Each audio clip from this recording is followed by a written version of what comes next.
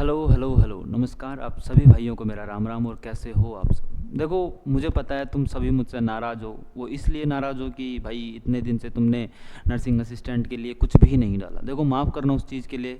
मैं कहीं बिजी था, कहीं गया हुआ था, उसी वजह से मैं रिकॉर्ड नहीं कर पाया। आज मैं आया हूँ, आज आप सभी की क्लासेस रिकॉर्ड कर दूंगा। भाई माफ़ करना, उसके माफ़ी चाहता हूँ इस चीज़ के लिए। बाकी देखो, सेल का सेकंड पार्ट है तुम्हारे लिए, आप सभी के सामने। अब मैं कहूँ तुम्हारे लिए कि सेल के अंदर अपन ने पढ़ा क्या क्या। देखो, मैं कहाँ बिजी था मैं सबको बात लास्ट में जाते जाते बता दूंगा। अभी बात आती है अपनी पढ़ाई की, और पढ़ाई जितनी ज़्यादा ज़रूरी है वो अपन को करनी है। तो सबसे पहले मैं तुम्हें बताऊं कि सेल बायोलॉजी के अंदर अपन ने पढ़ा क्या क्या था। सबसे पहले मैं तुम्हें कहूं कि सेल बायोलॉजी के अंदर अपन सबसे पहले पढ़ा था कि सेल होती क्या है। कि सेल होती क्या है, सेल किसके कंपोजिशन से बनती है, सेल के कितने टाइप्स होते हैं, जिनके अंदर सेल्स एब्सेंट होती हैं उनको क्या कहा जाता है। और मैं कहूँ अगर कि किसी ऑर्गेनिज्म के अंदर जिसके अंदर सेल प्रेजेंट होती है उसे क्या कहते हैं। ठीक है भाई। इसके अलावा अगर मैं बात कहूँ कि सेल की बात करें तो अपन ने पढ़ा था कि यूनिसेलुलर क्या होते हैं। ठीक है भाई। इसके बाद अगर मैं बात करूँ तो अपन ने पढ़ा था कि जो मल्टी सेलुलर्स होते हैं वो कैसे होते हैं भाई, और कौन कौन होते हैं, इन सब के एग्जाम्पल्स अपन ने पढ़े थे। अब अगर इसके अलावा मैं बात करूँ तो अपन ने पढ़ा था कि प्रोकैरियोट्स क्या होते हैं भाई। इसके अलावा अगर मैं कहूँ कि यूकैरियोट्स क्या होते हैं भाई। ठीक है। सभी चीज़ों के बारे में अपन ने पढ़ा था कि प्रोकैरियोट्स क्या होते हैं, तुम्हारे यूकैरियोट्स क्या होते हैं, यूनिसेलुलर कैसे होते हैं, मल्टी सेलुलर कैसे होते हैं, किन के अंदर एक सेल पाई जाती है, किन के अंदर मैनी सेल्स पाई जाती हैं।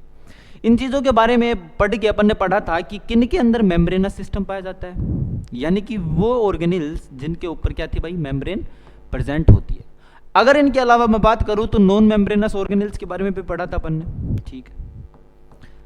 जैसे कि मैं कुछ एग्जांपल्स देता हूं जिन जिन के बारे में अपन ने पढ़ चुके हैं। जैसे कि अपन मैं कहूं तुमसे कि अपन ने गोल्जी बॉडी के बारे में पढ़ा, यानी कि गोल्जी अपैरेटस के बारे में अपन पढ़ चुके हैं। इसके अलावा अगर मैं कहूं कि अपन ने पढ़ा था लाइसोसोम्स के बारे में। इसके अलावा मैं कहूं तुमसे कि अपन ने पढ़ा था कि एक सेल की आउटलाइन स्ट्रक्चर कैसी होती है, कहाँ सेल वॉल होती है, और सेल वॉल के कंपोजिशंस क्या क्या होते हैं। क्या भाई, सेल वॉल के कंपोजिशंस क्या क्या होते हैं, यानी कि सेल वॉल किससे बनी हुई होती है। इसके अलावा अगर मैं बात करूं, जब सेल वॉल की बात होती है तो सेल मेम्ब्रेन की भी बातें करते हैं। तो अपन ने पढ़ा था कि सेल वॉल किसकी बनी हुई होती है, किस में प्रेजेंट होती है, किस में प्रेजेंट नहीं होती। इसके अलावा अपन ने सारी डिस्कवरीज के बारे में पढ़ा था कि रुडोल्फ वर्चो साहब ने क्या कहा था, रॉबर्ट हुक साहब ने क्या कहा था, तुम्हारे रॉबर्ट ब्राउन साहब ने क्या बताई थी। और अगर इसके अलावा मैं बात करूं तो तुमसे पूछूं कि प्लांट सेल की डिस्कवरी, यानी कि सबसे पहले प्लांट सेल पे खोज किसने की थी। और अगर मैं कहूं कि तुम्हारी दोनों प्लांट्स और एनिमल सेल्स के ऊपर खोज किसने की थी, वो थे तुम्हारे स्वान साहब। और प्लांट सेल की बात करूं तो तुम्हारे थे क्लेडिन साहब।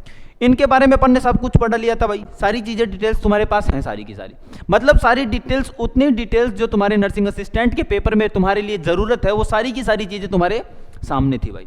अगर अब मैं बात करूं तुम्हारे आगे वाली चीज़ों के, कि उन चीज़ों के बारे में जिनके बारे में अपन को पढ़ना है, जिनसे पहले की सारी चीज़ें थी वो सारी की सारी, जिसने भी पहला पार्ट नहीं देखा है तो भाई पहले पार्ट देख के आओ। अब बात आती है दूसरे पार्ट की, और सेल बायोलॉजी के दूसरे पार्ट में तुम्हारे पास कुछ ऑर्गेनिल्स जो कि बचे हुए थे तुम्हारे पास। क्या थे जो कि बचे हुए थे तुम्हारे पास, वो सारे के सारे ऑर्गेनिल्स अब तुम्हें कराऊंगा भाई।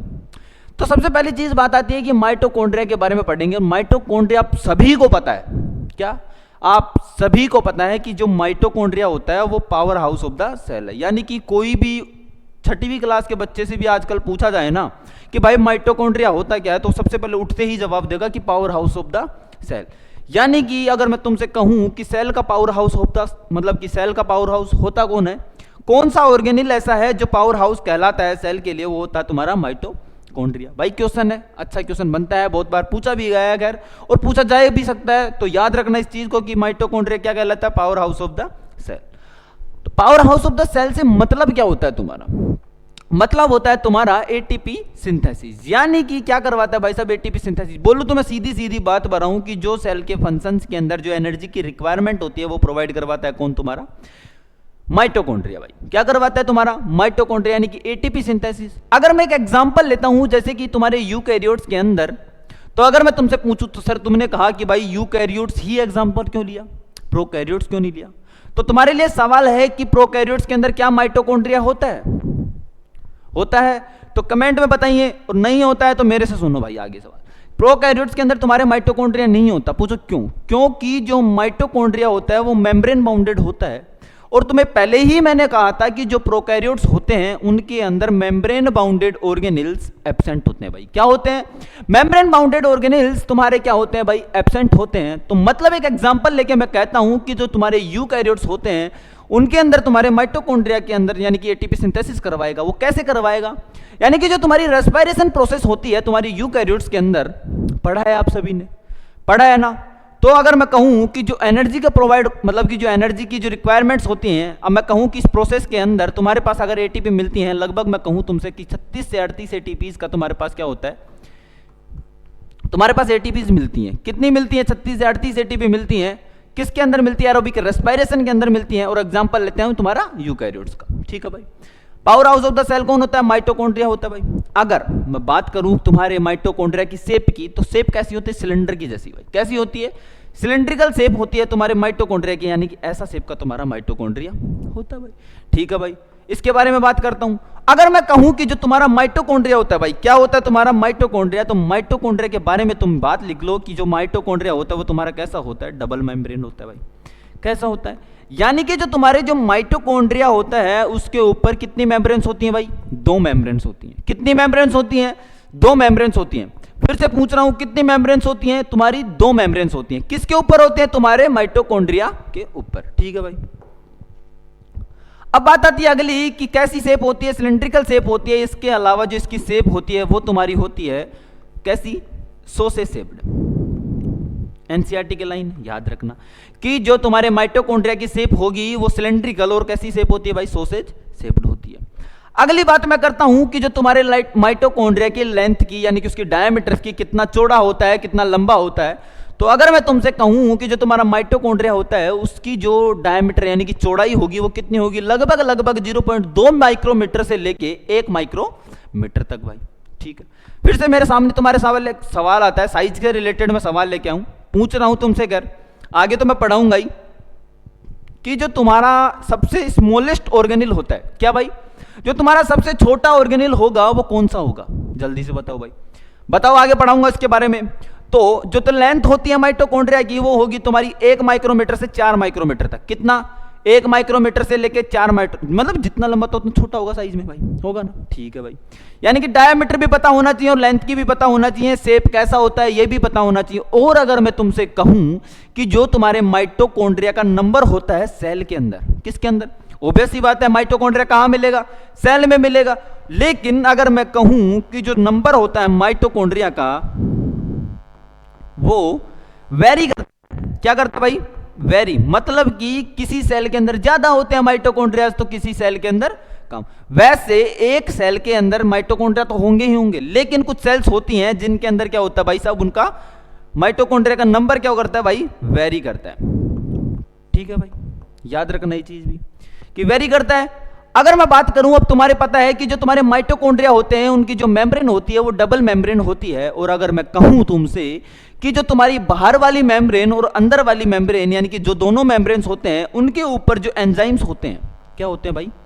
जो एंजाइम्स प्रेजेंट होते हैं वो कैसे होते हैं? अलग अलग एंजाइम्स प्रेजेंट होते हैं। कैसे होते हैं भाई? तुम्हारे अलग अलग एंजाइम्स प्रेजेंट होते हैं। किसके ऊपर? दोनों की दोनों, बाहर वाली लेयर पे भी और अंदर वाली लेयर पे भी। यानी कि outer and inner membrane of mitochondria have different enzymes. क्या होते हैं भाई? यानी कि दोनों के मेम्ब्रेन्स के ऊपर कैसे होंगे? अलग अलग एंजाइम्स होंगे भाई। जल्दी से लिखो, फिर आगे बढ़ते हैं इसके बारे में और माइटोकॉन्ड्रिया के बारे में, कुछ चीजें के बारे में जो भी अपन को पता होनी चाहिए वो भी और मैं बताऊंगा अभी। आगे बढ़ते हैं, पहले स्क्रीनशॉट लो या फिर लिखो इसको, फिर आगे बढ़ते भाई।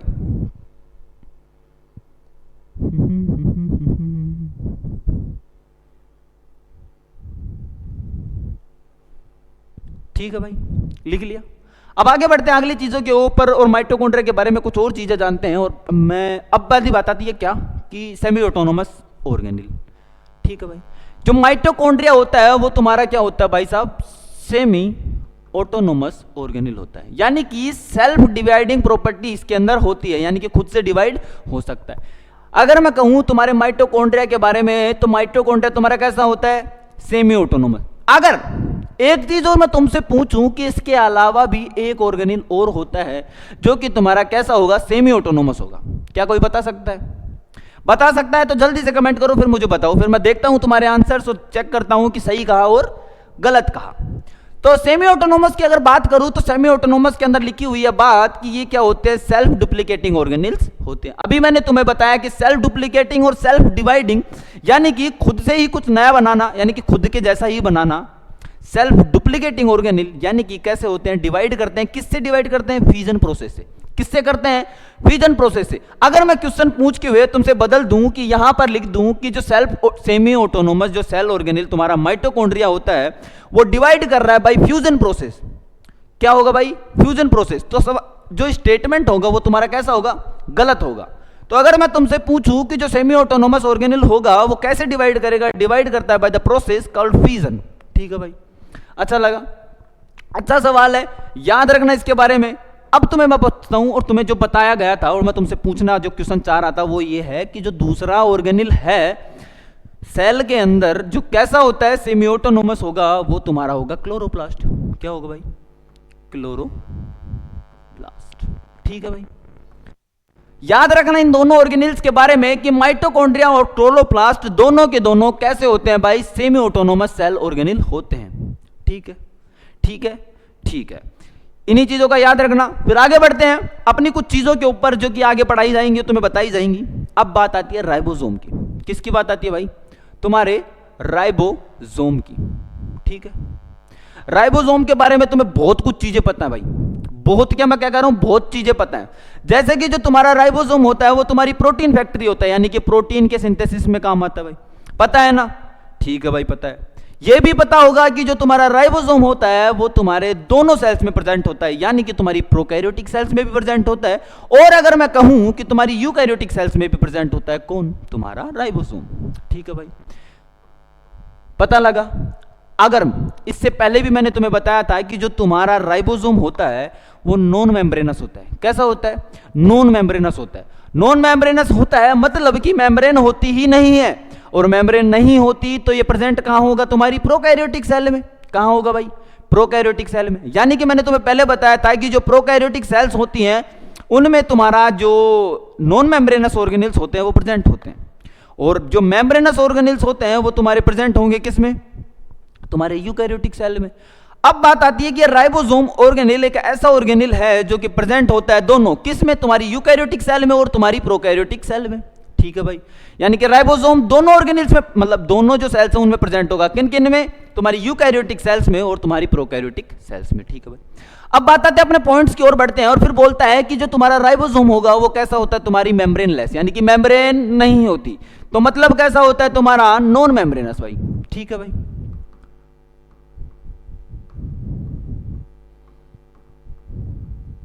ठीक है। अब बात आती है कि तुम्हारे प्रोटीन सिंथेसिस के काम आता है क्या? नहीं की अगर मैं तुमसे कहूं कि जो तुम्हारा राइबोसोम होता है उसको अपन बोलते हैं तुम्हारी प्रोटीन फैक्ट्री भाई। ठीक है भाई, क्या बोलते हैं? तुम्हारी प्रोटीन फैक्ट्री।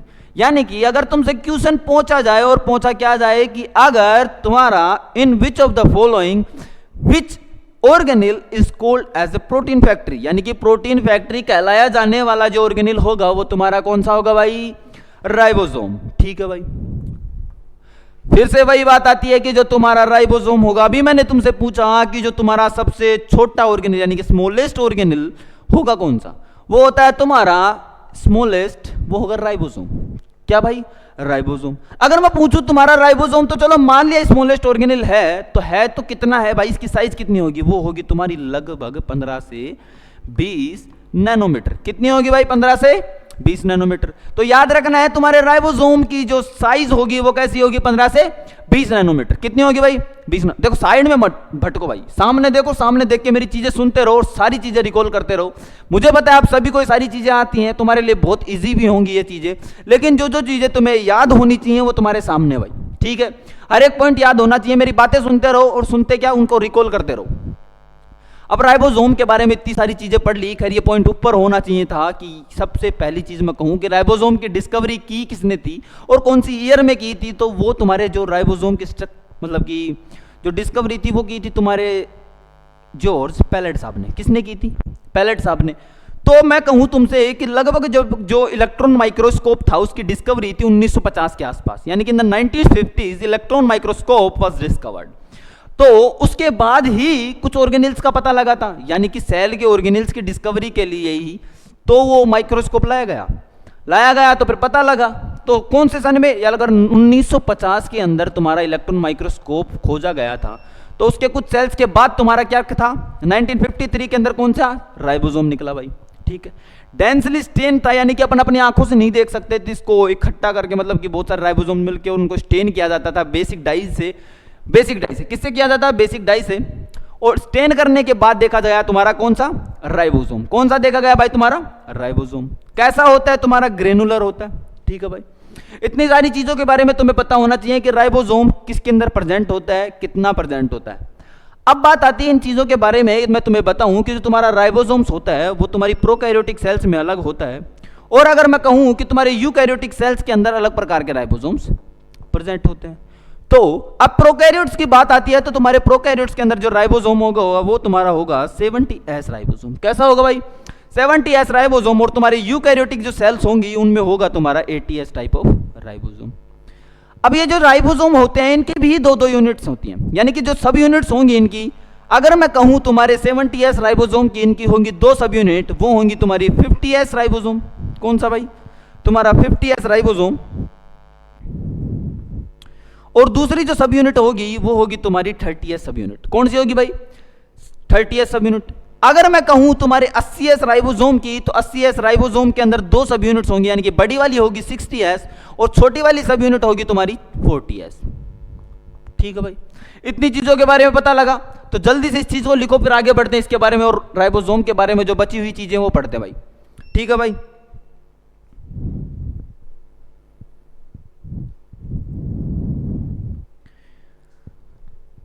अब बात आती है तुम्हारे प्रोकैरियोट्स की, बात कर ली, 80S की बात कर ली, 70S की बात कर ली। अब इसके अंदर एक चीज और बची है कि जो S होता है वो तुम्हारा होता क्या भाई, क्या होता है तुम्हारा S। एक चीज यही बता देते फिर आगे बढ़ लेते हैं। जो तुम्हारा S होगा, इस चीज की फुल फॉर्म होती है तुम्हारा, ये होता है तुम्हारी स्वेडबर्ग्स कोफिशिएंट। क्या होती है भाई, स्वेडबर्ग्स कोफिशिएंट। और ये किसको नापती है, मतलब बोलूं तो अगर ये बेसिस होती है, किसके ऊपर बेसिस होती है, साइज और डेंसिटी के बेस पर। किसके ऊपर, साइज एंड डेंसिटी के बेसिस पे। ठीक है भाई, तो ये याद रखना कि जो S होता है वो होता है स्वेडबर्ग्स कोफिशिएंट, और किससे रिलेटेड होता है, ये तुम्हारी साइज और डेंसिटी से रिलेटेड होगा। इसके बारे में अगर जो भी राइबोसोम्स के बारे में तुम्हारे लिए बात थी वो सारी की सारी तुम्हारी हो गई है। ठीक है भाई, जल्दी से लिखो, फिर आगे बढ़ते हैं अगली चीजों के ऊपर और फिर देखते हैं। जल्दी से स्क्रीनशॉट लो, साइड हट गया तुम्हारा भाई, ले लिया। चलो फिर आगे बढ़ते हैं। अब आगे बढ़ते हैं, अपन बात करते हैं प्लास्टिड से रिलेटेड। किससे रिलेटेड भाई, तुम्हारे प्लास्टिड से रिलेटेड। तो ये प्लास्टिड होता कैसा है, कितनी मेम्ब्रेन्स होती हैं, कितनी मेम्ब्रेन्स नहीं होती। अगर मैं कहूं तुम्हारे प्लास्टिड से रिलेटेड, तो प्लास्टिड तुम्हारे प्रेजेंट होता है किसमें, प्लांट सेल में। किसमें प्रेजेंट होता है मेरे भाइयों, प्लांट सेल में। जैसे तुम्हारा वैक्यूल्स प्रेजेंट थे किसमें, तुम्हारे प्लांट सेल में, और एब्सेंट था तुम्हारा किसके अंदर किसमें था एब्सेंट भाई, तुम्हारी एनिमल सेल्स में। अगर मैं कहूं तुम्हारा कि जो तुम्हारा वैक्यूल था वो तुम्हारी एक लेयर से बाउंडेड था, उनको बोलते हैं अपन टोनोप्लास्ट।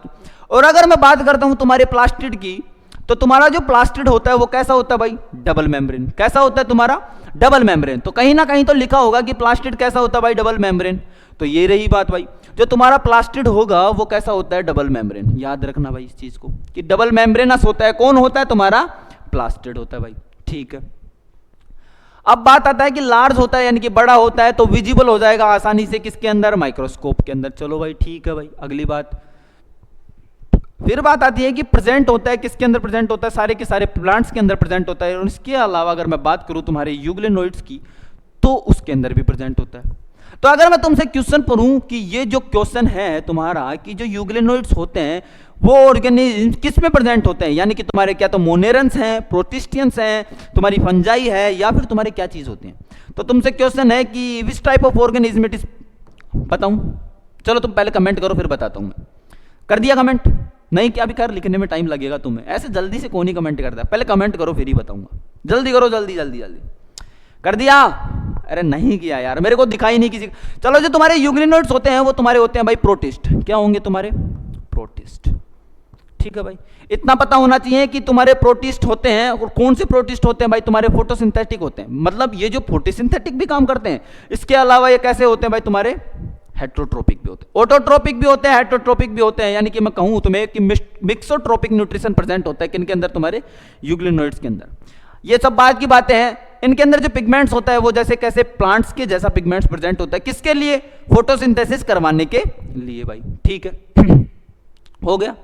ये कहता है कि जो प्लास्टिड्स होते हैं उनके अंदर जो पिगमेंट्स होते हैं वो क्या करते हैं? कलर डालते हैं in the parts of plants, यानी कि पेड़ पौधों के कुछ, जैसे मैं कहूं तुम्हारे फ्रूट के अंदर कलर डालने के काम आ जाता है। यानी कि अगर तुम्हारा फ्रूट पीला कलर का है तो किस लिए?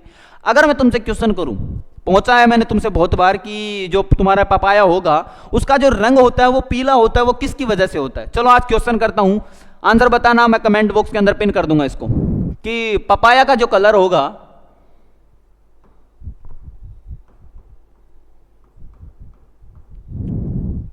किसकी वजह से होता है?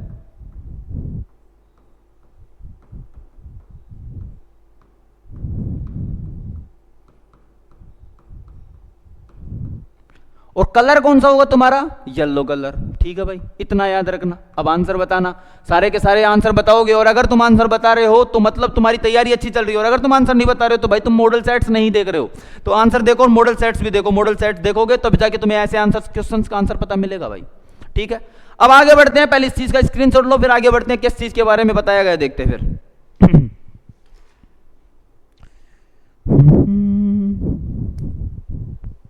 हाँ तो भाई आगे बढ़े, ठीक है भाई। किसके बारे में सबसे पहले पढ़ा अपन ने? माइटोकॉन्ड्रिया के बारे में, कि माइटोकॉन्ड्रिया होता कैसा है, कैसे प्रकार के उसके अंदर। अगर मैं तुमसे कहूं, एक क्वेश्चन और पूछता हूं भाई मैं तुमसे, जो माइटोकॉन्ड्रिया होता है उसके अंदर जो मैट्रिक्स होते हैं उसके अंदर किस प्रकार का राइबोसोम्स प्रेजेंट होता है? जल्दी से बताओ बताओ बताओ, क्वेश्चन बताओ, आंसर आएगा फिर मजा। अब बात करते हैं अपन क्लोरोप्लास्ट की, और क्लोरोप्लास्ट के बारे में बात करूं तो क्लोरोप्लास्ट होता क्या है, किन में प्रेजेंट होता है, किस काम आता है, किस काम नहीं आता। सबसे पहले कहूं कि जो क्लोरोप्लास्ट होता है वो तुम्हारा होता है भाई डबल मेम्ब्रेन। कैसा होता है भाई तुम्हारा? डबल मेम्ब्रेन, ठीक है भाई। कैसा होगा? तुम्हारा डबल मेम्ब्रेन होगा। और अगर इसके बाद अगर मैं बात करूं जो तुम्हारा क्लोरोप्लास्ट होगा वो कैसा होता है तुम्हारा? सेमी ऑटोनोमस ऑर्गेनेल होता है भाई। कैसा होता है तुम्हारा? सेमी ऑटोनोमस सेल ऑर्गेनेल होगा भाई। इतना मजा आया? कैसा ऑर्गेनेल होगा तुम्हारा? 70 का नाम होगा, सेमी ऑटोनोमस होगा और तुम्हारे डबल मेम्ब्रेन होगा। अब बात आगे बढ़ते हैं क्लोरोप्लास्ट की, पहले आउटलाइन स्ट्रक्चर बना लेते हैं और फिर बात करता हूं मैं। अगर मैं कहूं तुमसे क्लोरोप्लास्ट के बारे में, तो अगर ये एक एग्जांपल लूं मैं क्लोरोप्लास्ट का, ठीक है भाई, एक एग्जांपल लूं मैं किसका? क्लोरोप्लास्ट का, यानी कि एक आउटर लेयर है किसकी? क्लोरोप्लास्ट की। और अगर मैं कहूं कि जो ये तुम्हारा क्लोरोप्लास्ट है, यानी कि जो बाहर वाली लेयर होगी वो तुम्हारी कैसी होती है? आउटर लेयर होती है भाई, ठीक है भाई। और ये जो तुम्हारी होगी वो होगी इनर लेयर, ठीक है भाई। इनके बारे में पता लगा कि बाहर वाली लेयर होगी और अंदर वाली लेयर होगी। और मैं कहूं कि जो बाहर वाली लेयर होती है उसके ऊपर क्या होती है भाई साहब? तुम्हारी प्रोटीन्स प्रेजेंट होती हैं, यानी कि प्रोटीन्स कैसी होंगी? प्रेजेंट होंगी। और अगर मैं कहूं कि तो तुम्हारी अंदर वाली लेयर होती है वो कैसी होती है? तुम्हारी अंदर वाली लेयर पे क्या होती है भाई? जो तुम्हारी प्रोटीन्स होंगी, यानी कि प्रोटीन जो लेयर होती है वो कौन सी होती है? पहली वाली, यानी कि आउटर वाली, यानी कि जो बाहर वाली लेयर होगी वो होगी तुम्हारी प्रोटीन्स क्या होती है भाई? एब्सेंट होती हैं। इसके अलावा अगर मैं कहूं कि जो तुम्हारी बाहर वाली लेयर होती है वो कैसी होती है? परमिएबल होती है, यानी कि ज्यादा परमिएबल होती है। और कैसी परमिएबल होती है भाई? तुम्हारी ज्यादा परमिएबल होती है।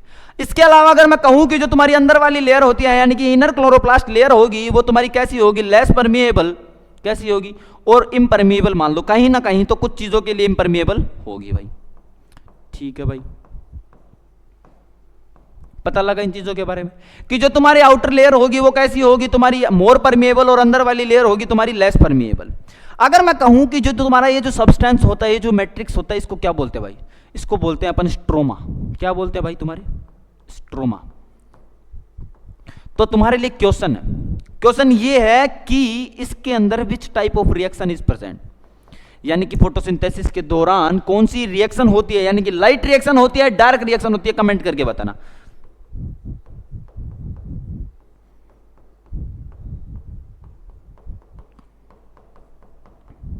ठीक है भाई, बढ़िया लगा। फिर आगे बढ़ते हैं अपन कुछ चीजों के बारे में। और मैं अगर कहूं तुमसे कि जो क्लोरोप्लास्ट, ये इन चीजों पहले सबसे पहले बात करूं, एक की बात करता हूं। ये जो होता है फ्लैट होता है, डिस्क शेप होता है, ये होता है तुम्हारा थाइलाकोइड भाई। क्या होता है भाई तुम्हारा? थाइलाकोइड भाई, ठीक है। अगर मैं कहूं कि जो बहुत सारे तो थाइलाकोइड्स होते हैं वो एक साथ मिलके क्या बनाते हैं भाई, ऐसे थाइलाकोइड्स का कुछ स्ट्रक्चर मिलके, जैसे सिक्के, एक सिक्के के ऊपर दूसरा सिक्का, दूसरे सिक्के के ऊपर तीसरा सिक्का, ऐसे कई सिक्के मिला के कुछ बनता है, वो तुम्हारा होता है, तुम्हारा क्या होगा भाई, ग्रेना होगा। क्या होता है तुम्हारा, ग्रेना। ठीक है भाई, इन चीजों के बारे में पता लगा। अब बात करते हैं अगली चीजों के ऊपर बढ़ते हैं। अगर अगली चीजों के बारे में बात करूं मैं, तुम्हारी की जो लेयर होती है, यानी कि दो थाइलाकोइड मेम्ब्रेन्स, यानी कि दो थाइलाकोइड ल्यूमेंस को जोड़ने वाली लेयर, और अगर मैं कहूं कि दो ग्रेनास को जोड़ने वाली लेयर, वो कौन सी होती है भाई साहब तुम्हारी, वो होती है तुम्हारी स्ट्रोमा लैमेली। कैसी होती है भाई तुम्हारी, क्या होती है तुम्हारी, जल्दी बताओ। वो होगी तुम्हारी स्ट्रोमा लैमेली। ठीक है भाई, यहां लिख देता हूं।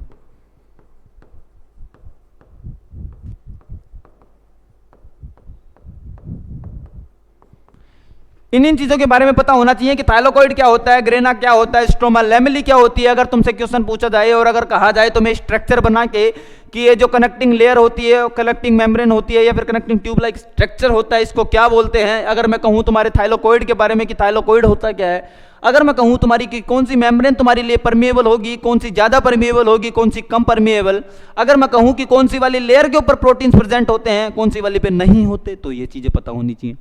अगर मैं कहूं कि जो तुम्हारा क्लोरोप्लास्ट होगा वो तुम्हारा कैसा होता है भाई, वो तुम्हारा होगा डबल मेम्ब्रेनस। कैसा होता है तुम्हारा, डबल मेम्ब्रेनस।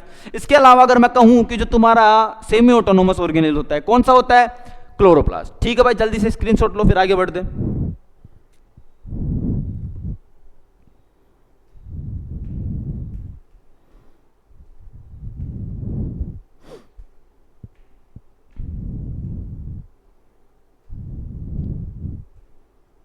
ले ले स्क्रीनशॉट, बढ़े आगे। चलो भाई आगे बढ़ते हैं। अभी न्यूक्लियस के बारे करता है पहले, इसके पहले मैं तुम्हें कुछ चीजें बता देता हूं। चलो बता देता हूं। अगर मैं कहूं तुमसे कि तुम्हारा जो थाइलाकोइड होता है वो तुम्हारा क्या काम करता है, या अगर मैं कहूं कि तुम्हारा जो थाइलाकोइड होता है वो कैसा होता है भाई, थाइलाकोइड होता है भाई सब तुम्हारा फ्लैट। कैसा, फ्लैट। इसके अलावा अगर मैं कहूं कि जो तुम्हारे पिगमेंट्स भी प्रेजेंट होते हैं भाई, फिर से क्वेश्चन दूं। आज सवालों की झड़ी मचाते हैं, और सवालों की झड़ी तुम्हारे यहां मचाऊंगा, लेकिन आंसर्स की झड़ी तुम्हारे ऑप्शंस के अंदर, यानी कि तुम्हारे कमेंट सेक्शन में होनी चाहिए। अगर मैं तुमसे पूछूं कि जो पिगमेंट्स होता है वो कौन से पिगमेंट्स प्रेजेंट होते हैं, यानी कि पीएस फर्स्ट होगा या पीएस सेकंड होगा या फिर दोनों होगा, बताना जल्दी कमेंट में। ठीक है भाई, पिगमेंट्स प्रेजेंट होते हैं, फ्लैट होता है, डिस्क शेप्ड होता है। ठीक है, इतना ही पता रखो तुम तो। अगर मैं बात करता हूं तुम्हारे ग्रेनाज की, किसकी बात करूं, तुम्हारे ग्रेना की। किसकी बात करूं, तुम्हारे ग्रेना की। जो तुम्हारा ग्रेना होता है, ग्रेना के अंदर भाई साहब तुम्हारे जो थाइलाकोइड्स होते हैं, थाइलाकोइड्स आर अरेंज्ड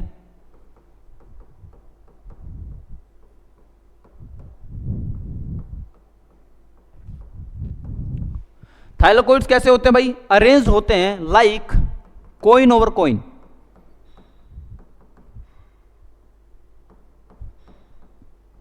यानी कि सिक्के के ऊपर सिक्के जैसे रखा हो जाता है, उसके थाइलाकोइड्स के अरेंजमेंट को क्या बोलते हैं भाई, तुम्हारा ग्रेना। जैसे बिछा बिछा हो गया, जल्दी से लिखो पहले इस चीज के बारे में। ठीक है भाई, लिखो लिखो लिखो, जल्दी लिखो लिखो। ठीक है, बढ़े आगे। ठीक है, स्ट्रोमा के बारे में बता दिया। यहाँ क्या होता है, ये मैट्रिक्स होती है जिसके अंदर तुम्हारे थाइलाकोइड्स वगैरह, ग्रेनास वगैरह प्रेजेंट होते हैं। इसके अलावा जो कनेक्टिंग लेयर होती है, कनेक्टिंग लिंक होता है किसका, जो तुम्हारे थाइलाकोइड्स ग्रेना का, वो होता है तुम्हारा स्ट्रोमा लैमेली।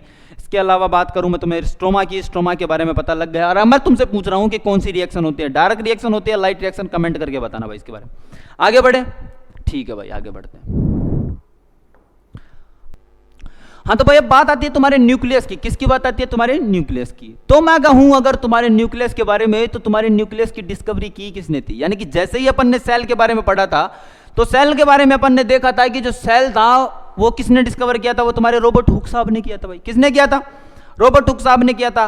अब मैं कहूं तुम्हारे रॉबर्ट हुक साहब ने तो की थी सेल, डेड सेल की डिस्कवरी। तो मैं तुमसे पूछता हूं कि तुम्हारे लाइव सेल की डिस्कवरी किसने की थी, वो थे तुम्हारे एंटोन वॉन लीeuwenhoek चाचा। कब की थी भाई साहब, ये तुम्हें बताना है। अब बात करते हैं अपन न्यूक्लियस की। तो न्यूक्लियस की थी तुम्हारी डिस्कवरी, वो था तुम्हारा रॉबर्ट ब्राउन साहब। किसने की थी भाई, तुम्हारे रॉबर्ट ब्राउन साहब ने की थी। कब की थी, 1831 में की थी भाई। ठीक है, अगर मैं बात करता हूं न्यूक्लियस की, तो न्यूक्लियस तुम्हारा कैसा होता है, वो तुम्हारा होता है डबल मेम्ब्रेनस। कैसा होता है भाई तुम्हारा, डबल मेम्ब्रेनस, यानी कि दो मेम्ब्रेन होती हैं। अब बात करते हैं, जब डबल मेम्ब्रेन्स की बात हो ही रही है तो एक स्ट्रक्चर बना ही देते हैं, आउटलाइन स्ट्रक्चर न्यूक्लियस का। तो ये होती है तुम्हारी आउटर मेम्ब्रेन, और अगर मैं कहूं तुम्हारी अंदर वाली मेम्ब्रेन के बारे में तो ये होगी तुम्हारी अंदर वाली मेम्ब्रेन। अब जो जेनेटिक मटेरियल प्रेजेंट होता है उसके बारे में भी बात करेंगे। सबसे पहले मैं कहूं कि ये तुम्हारी आउटर मेम्ब्रेन होती है, और ये कैसी होगी तुम्हारी इनर होती है। तो अगर मैं तुमसे एक चीज पूछूं कि जो तुम्हारी आउटर वाली लेयर होती है, यानी कि किसकी, जो न्यूक्लियस की आउटर मेम्ब्रेन, वो कंटिन्यूअस होती है किससे, रफ एंडोप्लाज्मिक रेटिकुलम से, यानी कि एंडोप्लाज्मिक से कैसे होती है, यानी कि अटैच होती है डायरेक्टली, और कैसी होती है, रफ एंडोप्लाज्मिक रेटिकुलम कैसी होती है भाई, तुम्हारे आर से कंटिन्यूअस होती है।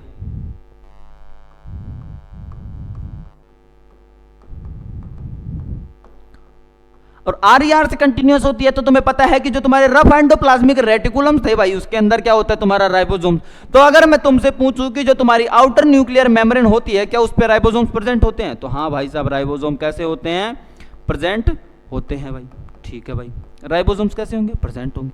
अब अगर बात करूं मैं तुम्हारी इनर मेम्ब्रेन की, तो तुम्हारे इनर मेम्ब्रेन के अंदर क्या होते हैं भाई साहब, तुम्हारे राइबोसोम्स एब्सेंट होते हैं भाई, राइबोसोम एब्सेंट होते हैं।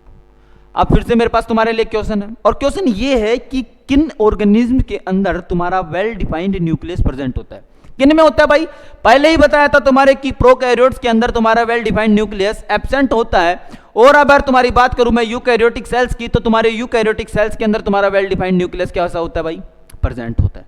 ठीक है भाई, इतना पता लगा, पहले ये चीज लिख लिया। अब आगे बढ़ते हैं, फिर ये वो तो अंदर वाली बातें करते हैं कि जेनेटिक मटेरियल प्रेजेंट होता है। अब अगर मैं कहूं तुम्हारे कि न्यूक्लियोलस के बारे में, कि जो न्यूक्लियोलस होता है वो क्या होता है भाई, न्यूक्लियस में प्रेजेंट होता है। ठीक है भाई, वो क्या होता है, site of active ribosomal RNA synthesis, यानी कि आरआरएनए की सिंथेसिस में काम कौन आता है भाई साहब, तुम्हारा आरएनए, न्यूक्लियोलस काम आता है। कौन काम आता है भाई, न्यूक्लियोल। अच्छा क्वेश्चन है, याद रखना इस चीज को, इंपॉर्टेंट क्वेश्चन है भाई। ठीक है, अब बात करते हैं कि जो मटेरियल होता है न्यूक्लियस का, जो कि न्यूक्लियस में प्रेजेंट होता है, कैसा स्टेन होता है, किससे स्टेन होता है भाई, तुम्हारी बेसिक डाइज से स्टेन होता है। किससे होता है, बेसिक डाइज से। तो अच्छा सवाल है, ये भी याद रखना जनरली। अब सीधी बात, नो बकवास, आगे बढ़ते हैं न्यूक्लियस के बारे में। और न्यूक्लियस के बारे में ये पता होना चाहिए कि सबसे पहली बात कि जितने भी सेल्स होते हैं जनरली सबके अंदर कैसे होते हैं भाई, तुम्हारे न्यूक्लियस के अंदर, मतलब कि जितनी भी सेल्स होंगी तुम्हारे, उनके अंदर एक न्यूक्लियस तो प्रेजेंट ही होता है। लेकिन लेकिन लेकिन कुछ एक्सेप्शंस होते हैं जिनके अंदर तुम्हारे जो न्यूक्लियस की मात्रा होती है वो तो क्या, तो माइनस में, यानी कि है ही नहीं न्यूक्लियस। क्या भाई, है ही नहीं न्यूक्लियस। तो सबसे पहले सवाल यही आता है कि वो ऑर्गेनेल्स, यानी कि वो सेल्स किनके, मतलब कि जो वो सेल्स बताओ जिनके अंदर क्या होता है भाई साहब, तुम्हारा न्यूक्लियस एब्सेंट होता है। यानी कि तुम्हारा, अगर मैं एग्जांपल लूं तुम्हारे मैमेलियन आरबीसीज का, किनका भाई, मैमेलियन आरबीसीज, तो इनके अंदर क्या होता है, तुम्हारा न्यूक्लियस एब्सेंट होता है भाई। ठीक है भाई, ठीक, पता लगा। अगर मैं कहूं कि जो तुम्हारा न्यूक्लियस की मात्रा, अगर मैं कहूं कि जो ज्यादा, यानी कि multi nucleated condition,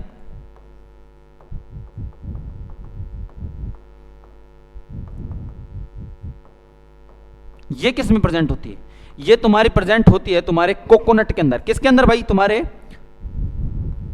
endosperm of coconut.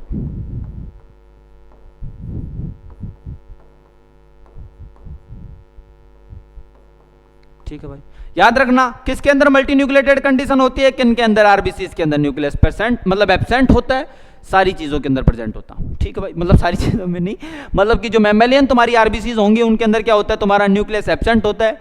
Her cell के अंदर वैसे तो एक न्यूक्लियस पाया जाएगा, लेकिन कुछ सेल्स होती हैं जिनके अंदर मल्टी न्यूक्लिएटेड कंडीशन भी प्रेजेंट होती है। वो तुम्हारी कौन सी कंडीशन होंगी भाई सब, तुम्हारे एंडोस्पर्म ऑफ कोकोनट। ठीक है भाई, याद रखो इस चीज के बारे में। फिर बढ़े आगे, ले लिया स्क्रीनशॉट, ठीक है, लो फिर जल्दी लो।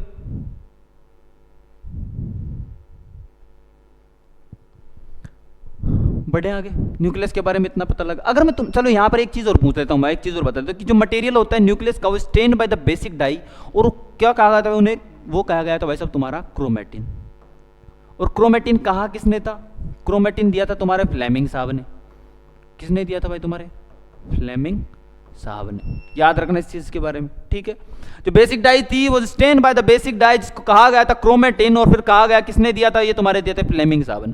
ठीक, क्रोमेटिन का कंडेंस्ड फॉर्म ही कैसा होता है भाई, क्रोमोसोम होता है। यानी कि और कंडेंस फॉर्म में इसको रख दिया, यानी कि और घुटा मुटा के रख दिया, तो फिर उसे बोलते हैं क्रोमोसोम। वो आगे पढ़ेंगे भाई अपन कि क्रोमोसोम होता कैसा और क्या नहीं होता। सबसे पहले इसको देखो और आगे बढ़ो, फिर स्क्रीनशॉट ले लो पहले, तो मैं हटता हूं। लो भाई, ले लिया बढ़े आगे, ठीक है भाई। अब बात करते हैं क्रोमोसोम। क्रोमोसोम होता कैसा है, ये चलो बात की बातें हैं, चलो मैं पहले कहीं, हाँ, क्रोमोसोम का स्ट्रक्चर। क्रोमोसोम होता क्या है, क्या काम आता है, क्या काम नहीं आता। सबसे पहली चीज कहूं कि क्रोमोसोम होता कैसा है, एक आउटलाइन स्ट्रक्चर दे देता हूं मैं तुम्हें क्रोमोसोम की, ठीक है भाई, दे दो।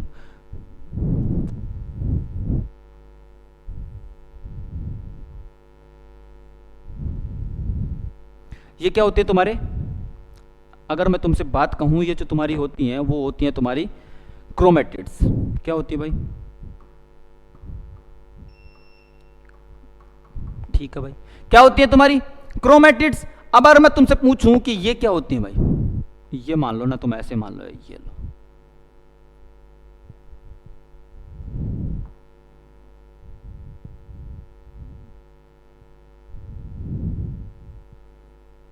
ये क्या होंगे तुम्हारे, ये होंगे तुम्हारे स्पिंडल फाइबर्स। क्या होते हैं भाई साहब तुम्हारे स्पिंडल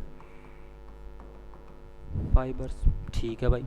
स्पिंडल फाइबर्स के बारे में पता लगा कि स्पिंडल फाइबर्स होते कौन से हैं, और इसके बाद अगर मैं बात करूं कि कौन सा क्रोमेटिड होता है, वो तुम्हारे ये होते हैं भाई।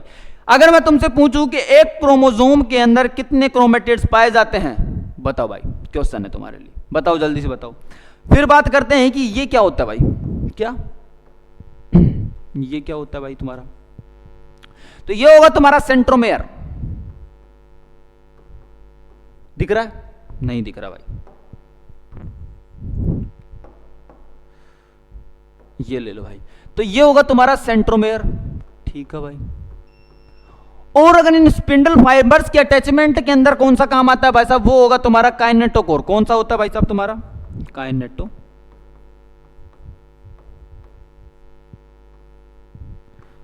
ठीक है भाई, याद रखना कि सेंट्रोमेयर कौन सा होता है, काइनेटोकोर कौन सा होता है, क्रोमेटिड्स क्या होते हैं। इसके बाद अगर बात करूं मैं तुम्हारे स्पिंडल फाइबर्स की, तो स्पिंडल फाइबर्स कैसे होते हैं ये पता हो गया।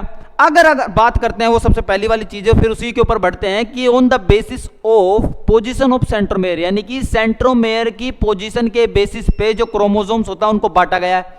बांटा गया है किन किन में बांटा गया है, कि कौन सा मेटासेंट्रिक होता है, कौन सा एक्रोसेंट्रिक होता है, कौन सा सब मेटासेंट्रिक होता है, और कौन सा टीलोसेंट्रिक होता है भाई, पता लगा। अब काइनेटोकोर क्या होता है भाई, ठीक है, फिर वही बात बताऊं, काइनेटो क्या क्या काम करता है, काइनेटोकोर काम करता है attachment of the spindle fibres के काम करता है भाई। किन में काम आता है, अटैचमेंट ऑफ स्पिंडल फाइबर्स, याद रखना, क्वेश्चन अच्छा है भाई, ठीक है भाई, ये लो, ठीक है। अब बढ़ते हैं आगे और फिर पूछता हूं मैं तुमसे कि जिनमें से सबसे मेटासेंट्रिक क्या होता है, सब मेटासेंट्रिक क्या होता है, टीलोसेंट्रिक क्या होता है, और एक्रोसेंट्रिक क्या होता है भाई, बताओ, देखा जल्दी जल्दी बताओ, किस किस को पता है इन सब चीजों के बारे में, और जल्दी जल्दी टिका दो भाई सारी की सारी चीजों के बारे में लगा पता कुछ, ठीक है भाई, मैं बताता हूं। सबसे पहले बात करते हैं, अब बात आती है तुम्हारे मेटासेंट्रिक की। तो मेटासेंट्रिक के अंदर क्या होता है भाई साहब, तुम्हारे जो आर्म्स होती हैं, यानी कि दोनों आर्म्स कैसी होंगी भाई साहब, तुम्हारी इक्वल आर्म्स होंगी। कैसी आर्म्स होंगी, इक्वल आर्म्स, यानी कि जो तुम्हारा क्या होगा, सेंट्रोमेयर होता है, यानी कि मैं कहूं तुमसे कि सेंट्रोमेयर की पोजीशन कहां होगी, तुम्हारे बिल्कुल सेंटर में होगी भाई साहब। कहां होगी, तुम्हारे सेंटर में होगी। और किसकी पोजीशन, तुम्हारे सेंट्रोमेयर की, यानी कि जो सेंट्रोमेयर होगा तुम्हारा,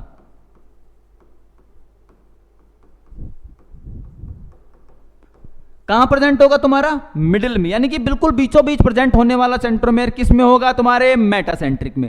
फिर अगर मैं तुम्हारी बात करता हूं कि जो दोनों आर्म्स होंगी, यानी कि जो सेंट्रोमेयर की बात करता हूं, अगर मैं तुम्हारी क्रोमेटिड की आर्म्स की बात करूं, तो तुम्हारे क्रोमेटिड की आर्म्स कैसी होंगी, वो दोनों इक्वल आर्म्स की होंगी भाई। कैसी होंगी, इक्वल आर्म्स की, ठीक है भाई। इतना पता रखो किसके बारे में, मेटासेंट्रिक के बारे में। फिर बात करता हूं मैं तुम्हारे सब मेटासेंट्रिक की, और मैं तुमसे कहूं कि जो तुम्हारा सब मेटासेंट्रिक होगा उसके अंदर क्या होता है, यानी कि जो तुम्हारा सेंट्रोमेयर होगा वो तुम्हारा स्लाइटली टिल्टेड होगा। क्या होगा भाई, तुम्हारा स्लाइटली टिल्टेड, यानी कि थोड़ा सा मिडिल से ऊपर की ओर, यानी कि किसी एक साइड में धंसा हुआ होगा, ठीक है भाई। यानी कि सेंट्रोमेयर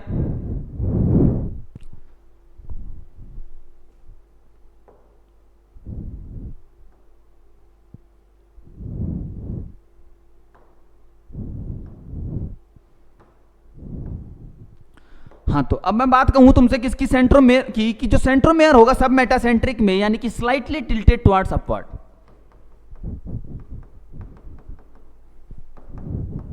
यानी कि किसी एक आर्म की ओर टुवर्ड्स वन आर्म, एक आर्म की ओर क्या होगा, थोड़ा सा ऊपर वाले पोजीशन में। यानी कि एक आर्म कैसी होगी, शॉर्ट होगी,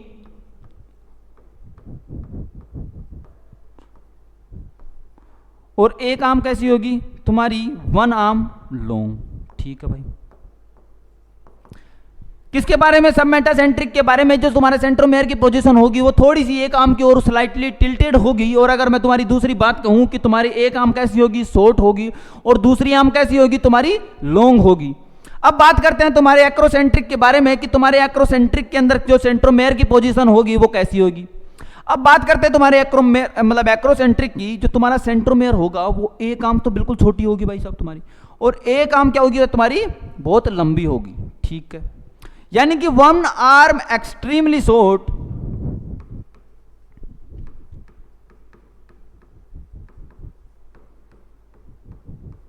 और एक आर्म कैसी होगी भाई, लंबी होगी। वन आर्म एक्सट्रीमली लॉन्ग, यानी कि बहुत लंबी होगी। एक आर्म तो बिल्कुल छोटी होगी, एक आर्म कैसी होगी, बिल्कुल लंबी होगी।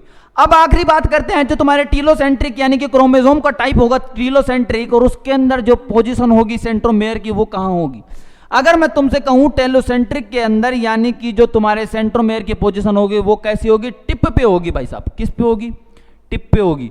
और एक आर्म क्या हो जाती है, बिल्कुल ही गायब हो जाती है, यानी कि जो पोजीशन होगी सेंट्रोमेयर की वो कहां होगी, टिप पे होगी। सेंट्रोमेयर की पोजीशन कहां होगी तुम्हारी, टिप पे। और जो एक्सट्रीमली लॉन्ग आर्म होगी, यानी कि जो एक आर्म होगी वो सबसे बड़ी होगी भाई। ठीक है, इतना पता होना चाहिए तुम्हारे कि टाइप ऑफ क्रोमोसोम्स कौन कौन से होते हैं। इनमें से कोई सा भी सवाल बन के आ सकता है कि टीलोसेंट्रिक क्या होता है, मेटासेंट्रिक क्या होता है, सब मेटासेंट्रिक क्या होता है। और अगर बात करूं मैं तुम्हारे एक्रोसेंट्रिक की, तो एक्रोसेंट्रिक क्या होता है। ऐसे भी सवाल पूछा जाता है कि जो सेंट्रोमेयर की पोजीशन होगी वो तुम्हारे टिप पे कौन से वाले टाइप ऑफ क्रोमोसोम में होगी। सारी की सारी चीजों का पता होना चाहिए। सबसे पहले स्क्रीनशॉट लो इस चीज का, या फिर अपनी नोटबुक में लिखो, फिर आगे बढ़ते हैं आखिरी टॉपिक की ओर। जो अपना आखिरी टॉपिक होगा तुम्हारे सेल बायोलॉजी का, जिससे बाहर कुछ जाने का है ही नहीं। ठीक है भाई, लिख लिया, ठीक है। अब बढ़ते हैं माइक्रोबॉडीज की ओर। माइक्रोबॉडीज होती क्या है भाई, ठीक है भाई। माइक्रोबॉडीज काम क्या आती हैं, ठीक है भाई, ये भी देखते हैं। सबसे पहली चीज की माइक्रोबॉडीज कैसी होती है, सिंगल मेम्ब्रेन बाउंडेड। अब से पहले मैं तुमसे बात कर रहा था सारे के सारे डबल मेम्ब्रेन बाउंडेड ऑर्गेनेल्स की, जैसे कि अपन बात करते हैं तुम्हारे क्लोरोप्लास्ट की जो कि डबल मेम्ब्रेन था, न्यूक्लियस की जो भी डबल मेम्ब्रेन था। इसके अलावा अगर मैं कहूं तुमसे कि जो तुम्हारा माइटोकॉन्ड्रिया था वो कैसा था, डबल मेम्ब्रेन ऑर्गेनेल था। तो ये कैसा होता भाई साहब, तुम्हारा सिंगल मेम्ब्रेन ऑर्गेनेल होता है, सिंगल मेम्ब्रेन बाउंडेड, एक मेम्ब्रेन होती है। इसके अलावा अगर मैं तुमसे एक एग्जांपल लूं कि जो वैक्यूल होता है वो भी कैसा होता है, जल्दी बताओ भाई। जो तुम्हारा वैक्यूल होगा वो भी तुम्हारा कैसा होता है भाई साहब, तुम्हारा सिंगल मेम्ब्रेन बाउंडेड ऑर्गेनेल होगा भाई। ठीक है भाई, कैसा होता है, single membrane bounded. Many membrane bounded organelles minute vesicles form it, यानी कि बहुत सारे छोटे छोटे माइन्यूट वेसाइकल्स होते हैं, वो सारे के सारे मिलके क्या बना देते हैं, माइक्रोबॉडी बना देते हैं भाई। ठीक है, ये याद रखना। इसके अलावा बात करूं मैं कॉन्टेन्स वेरियस एंजाइम। सबसे पहली चीज की माइक्रोबॉडीज के अंदर एंजाइम्स प्रेजेंट होते हैं। क्या होते हैं भाई, एंजाइम्स प्रेजेंट होते हैं। फिर एक सवाल आता है तुम्हारे लिए, क्वेश्चंस तुम्हारे लिए होने चाहिए भाई। देखो थ्योरी पढ़ो ना पढ़ो, क्वेश्चंस की बात करते हैं। और अगर मैं तुमसे पूछूं कि एक ऑर्गेनिल का नाम बताओ, कौन सा ऑर्गेनिल है जिसके अंदर क्या होते हैं भाई साहब, तुम्हारे एसिड हाइड्रोलेज एंजाइम प्रेजेंट होते हैं।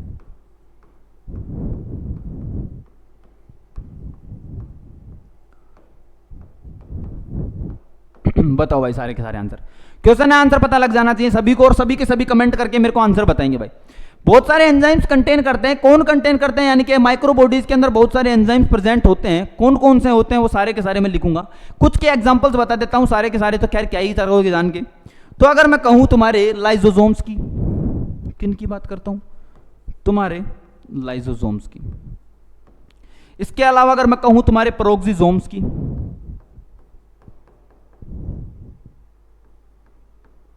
एक आखिरी एग्जांपल दे देता हूं इसकी, अगर मैं बात करूं तुम्हारे ग्लायोक्सिसोम्स की, बस इतना याद रखो, ये बहुत सारे एंजाइम्स होते हैं, एंजाइम्स के टाइप्स होते हैं जो कि प्रेजेंट होते हैं तुम्हारे माइक्रोबॉडीज के अंदर।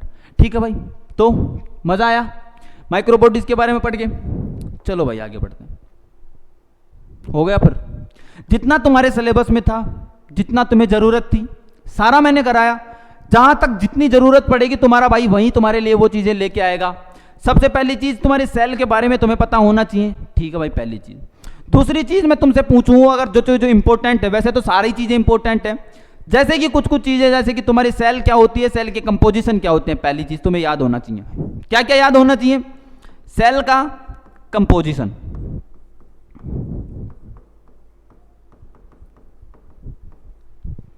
आउटलाइन दे रहा हूं कि जो चीजें तुम्हें पता होनी चाहिए भाई, सेल का कंपोजिशन।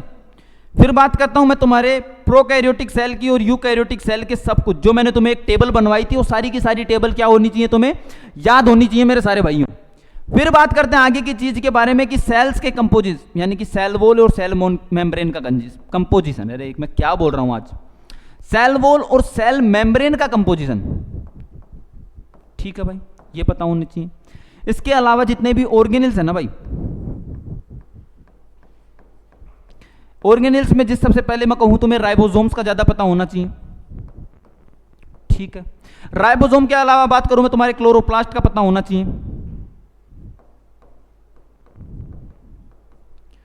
अगर एक चीज मैं तुम्हें शायद छुड़वा दी थी मैंने, कि जो तुम्हारे लाइसोसोम्स होते हैं ना, इनको क्या कहा जाता है? इनको कहा जाता है सुसाइडल बैग। क्या कहा जाता है भाई? Suicidal bag. तो ये शायद लिख लेना, शायद मैंने नहीं लिखा है, तुम्हें याद रखना, क्वेश्चन पूछा जाता है। इसके अलावा तुम्हें पता होना चाहिए कि राइबोसोम्स के, क्लोरोप्लास्ट के, और अब बात करूं मैं तुम्हारे माइटोकॉन्ड्रियाज के बारे में। ठीक है भाई, फिर बात करता हूं मैं तुम्हारे न्यूक्लियस के बारे में और बाकी चीजों के बारे में। पहले ये चीजें तो तुम्हें पता ही होनी चाहिए एक सेल के लिए। ठीक है भाई, फिर याद रखना सारी की सारी चीजें। अब बढ़ते हैं अगले सवाल की ओर और अगले टॉपिक्स की ओर। तो सबसे पहले तुम्हारी सेल बायोलॉजी कंप्लीट होती है। अब बात आती है तुम्हारे सेल डिवीजन की, यानी कि किसके अंदर कौन सी, मियोसिस से क्या होता है, माइटोसिस से क्या होता है, मियोसिस की प्रोसेसेस के अंदर कौन कौन सी प्रोसेसेस आती हैं, कितने फेजेज आते हैं, G1, S, G2, M, prophase, metaphase, anaphase, telophase. इनके बात करूं, अगर मियोसिस के प्रोफेज की बात करूं तो उनके अंदर लेप्टोटीन, जाइगोटीन, ये सारी की सारी चीजें अपन पढ़ेंगे अगले चैप्टर के अंदर, और वो चैप्टर होगा तुम्हारा जल्दी तुम्हारे सामने। तो बस मेरा यही कहना भाई, देखो बस ये याद रखो, जितनी भी चीजें मैंने तुम्हें लिखवाई है ना भाई, जितनी भी चीजें तुम्हारे सामने बोर्ड के सामने थी, वो सारी की सारी चीजें तुम्हें बिल्कुल याद होनी चाहिए। वहीं से क्वेश्चन बनेगा, इससे बाहर कुछ नहीं जानेगा। ठीक है, दूसरी चीज देखो, मेहनत करना काम है, मेहनत लगातार बनाए रखो। तुम्हारा भाई अब कंटेंट में कमी नहीं छोड़ेगा। दूसरी चीज, अब मैं रेगुलर क्लासेस लूंगा। अब से पहले मैं थोड़े से अप्स डाउन चल रहे थे, कहीं जाने में, कहीं बिजी होने में, तो क्लासेस रिकॉर्ड नहीं हो पाई। अब से कंटिन्यू लगेंगी तुम्हारी सारी क्लासेस। मॉडल सेट्स देखो, फिर अपने भाई की क्लास लो, अगले दिन फिर मॉडल सेट लो, फिर तुम्हारे भाई की क्लास लो। सारा सिलेबस कंटिन्यू रखेंगे, हर चीज की जानकारी होगी। तो मिलते हैं, फिर इजाजत दो अभी जाने के लिए। मिलते हैं अगले वीडियो में, तब तक के लिए टाटा बाय बाय, जय हिंद।